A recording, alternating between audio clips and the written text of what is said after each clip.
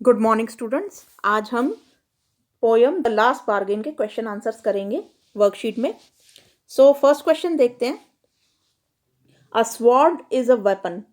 एक तलवार एक हथियार होती है। In the poem the word sword is used as a symbol of power. जो स्वॉर्ड है वो यानी कि जो तलवार है वो पोयम के अंदर एक पावर की तरह यूज की गई है, पावर को डिनोट कर रही है।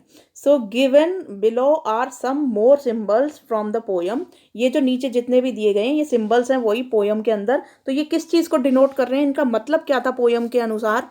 तो अब हमें ये इससे फिलअप करने हैं इस बॉक्स की हेल्प से। तो यहाँ पर फर्स्ट देखो, बैग ऑफ गोल्ड। जो बैग ऑफ गोल्ड था वो किस चीज़ को यहाँ पर डिनोट कर रहा था, यहाँ उसका सिंबल था।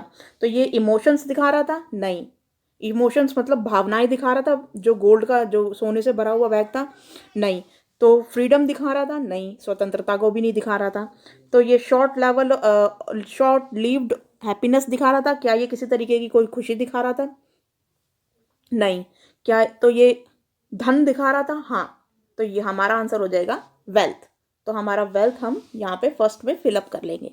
सेकंड है स्माइल। स्माइल किसको दिखा रहा था? भावनाओं को? शॉर्ट लिव्ड हैप्पीनेस को? हाँ। तो ये हैप्पीनेस, स्माइल जो होती है वो हैप्पी हैप्पी कर देती है ना। तो ये शॉर्ट लिव्ड हैप्पीनेस मतलब थोड़े टाइम की जो हैप्पीनेस होती है, जो थोड़े समय के लिए होती है। तो हाँ, वो मेड जब हंस रही होती है तो वो थोड़े समय के लिए होती है, बाद में तो वो रोने लगती है ना पोयम के। तो यहाँ पे शॉर्ट लिव्ड हैप्पीनेस आ जाएगा सेकंड वाले में। थर्ड है टीयर्स। टीयर्स किसको दिखाते हैं, स्वतंत्रता को या इमोशंस को? तो ये इमोशंस को दिखाते हैं, भावनाओं को दिखाते हैं। तो टीयर्स थर्ड हो गया, भावनाओं को दिखाते हैं। और नथिंग, नथिंग किसको दिखाता है? नथिंग जो था वो लास्ट में जो बच्चा था वो उसे हायर कर लेता है विद नथिंग, और लास्ट में वो फ्रीडम, अपनी स्वतंत्रता को उसके साथ अनुभव करता है। तो हमारा नथिंग वाला जो हो जाएगा वो फ्रीडम के साथ मैच हो जाएगा। तो फोर्थ में आ जाएगा फ्रीडम। तो यहाँ पर मैंने आंसर ऑलरेडी फिलअप कर रखे हैं, तो मैं आपको आंसर्स दिखा रही हूँ इसके। तो फर्स्ट में हमने फिलअप किया वेल्थ को, सेकंड में हमने फिलअप किया शॉर्ट लिव्ड हैप्पीनेस को, थर्ड में इमोशंस को टीयर्स के साथ, और नथिंग के साथ फ्रीडम को मैच किया। तो अब ये हमारा फर्स्ट क्वेश्चन हो गया। सेकंड क्वेश्चन देखते हैं अब हम। तो सेकंड क्वेश्चन में क्वेश्चन पूछ रहे हैं कि what is the speakers last bargain. जो स्पीकर का, जो यानी कि इसमें रविंद्रनाथ टैगोर जी जब वो जो मजदूर के रूप में निकले हुए हैं, तो वो लास्ट में किसके द्वारा वो उनका लास्ट बार्गेन होता है। तो वो यहाँ पर जो है वो लास्ट में किसके द्वारा बिकते हैं, तो वो था नथिंग। तो हमारा यहाँ पर हो जाएगा आंसर नथिंग। लेकिन इसका मैंने आंसर ऑलरेडी लिखा हुआ है, वो मैं इसके बाद बताऊंगी, तो वो देख लेना आप। तो यहाँ पर आप पूरा लिखोगे the speakers last bargain is nothing. ठीक है, तो आपको पूरी लाइन लिखनी होगी, वो मैं अभी दिखा दूंगी आपको। Wait for a while. अब पहले थर्ड क्वेश्चन देखते हैं। Complete the following sentences with the help of the word given in the box below. यहाँ पर देखते हैं अब ये जो नीचे जो ये वर्ड्स दे रखे हैं इनको इसी में फिलअप करना है। तो फर्स्ट देखो, the speakers last bargain is with a. जो स्पीकर जो था वो पोएट जो था, वो लास्ट बार्गेन उसका किसके साथ हुआ था? तो वो किसके साथ हुआ था? चाइल्ड के साथ। तो यहाँ पे चाइल्ड आ जाएगा, CHILD, चाइल्ड का फर्स्ट वाले में आ जाएगा। The child has dash to hire him. Child के पास क्या था उसको देने के लिए, किस चीज से उसने हायर किया था? तो उसने किया था नथिंग से हायर। तो यहाँ पे आ जाएगा नथिंग सेकंड वाले में। He has nothing to hire him, उसके पास कुछ भी नहीं था उसे हायर करने के लिए। ही फॉरगॉट अबाउट हिज, अब मैं थर्ड वाला देख रही हूँ, ही forgot about his dash and dash while playing with the child. अब चाइल्ड के साथ खेलते वक्त वो अपना क्या क्या भूल गया था? पोएट अपना दुख और अपनी पीड़ा। तो यहाँ पर स्ट्रेस एंड सोरो, सोरो यहाँ पे भरोगे आप और स्ट्रेस को यहाँ पर भरोगे। ठीक है, तो ये वाला फिल कर लेना। नेक्स्ट है आपका child's offer gave him. Child के ऑफर ने उसे क्या प्रदान किया? फ्रीडम। यहाँ पर फ्रीडम आ जाएगा। Earlier the king wanted to hire him with जो उससे पहले जो किंग था वो उसको किस चीज़ से हायर करना चाहता था, अपनी पावर से, तो पावर जो है वो इसमें आ जाएगा। The old man had offered him, old man ने क्या ऑफर किया था, मनी, तो यहाँ पे मनी आ जाएगा। द डैश, अब मैं पूरा मिटा रही हूँ ये, the dash had offered him short lived happiness, किसने उसको शॉर्ट लिव्ड हैप्पीनेस ऑफर की थी, द फेयर मेड, तो हमारी फेयर मेड जो है वो यहाँ पर आ जाएगी, द फेयर मेड। ठीक है, नेक्स्ट है the speaker chose dash over all other things, और स्पीकर ने यानी कि जो पोएट है उसने लास्ट में सभी चीज़ों के ऊपर किसको चुना, तो वो चुना था फ्रीडम को। फिर से फ्रीडम जो है वो इसमें आ जाएगा। एक मिनट, इस वाले में, लास्ट वाले में।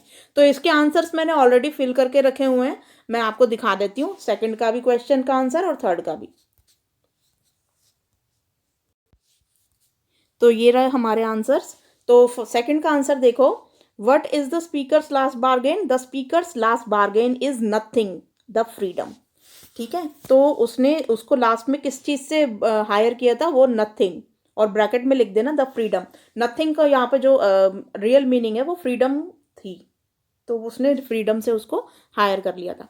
ठीक है, तो यहाँ पर थर्ड वाला देखो अब क्वेश्चन, उसके सारे आंसर मैंने लिखे हुए हैं। The speakers last bargain with child, last bargaining जो हुई थी वो उसके चाइल्ड के साथ हुई थी, और the child has nothing to hire him, और उसके पास कुछ भी नहीं था उसको देने के लिए। ही forgot his sorrow and stress, वो उसके साथ खेलते समय सब कुछ अपने दुख और पीड़ा भूल गया था। ही यहाँ पर child offer gave him, child के ऑफर ने उसको freedom the. Earlier, the king wanted to hire him with the power. The old man had offered him money. The fair maid had offered him short lived happiness. The speaker chose freedom over all other things. Freedom को last में उसने choose किया बाकी सभी चीज़ों के ऊपर। तो ये आंसर्स हमारे हो गए। अब हम थर्ड क्वेश्चन की तरफ चलते हैं, लेंगे।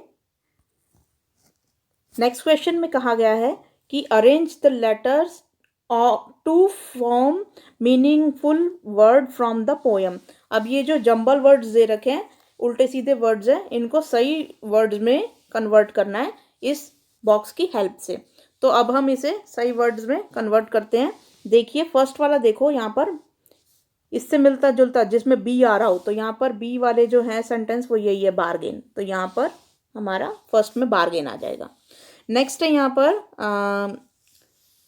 सेकंड देखिए, यहाँ पर MNO ऐसा कुछ लिखा हुआ है, तो यहाँ पे मॉर्निंग आ जाएगा, क्योंकि मॉर्निंग में ही MNO इस तरीके से लिखा हुआ है, तो ये मॉर्निंग सेकंड वाले में आ गया।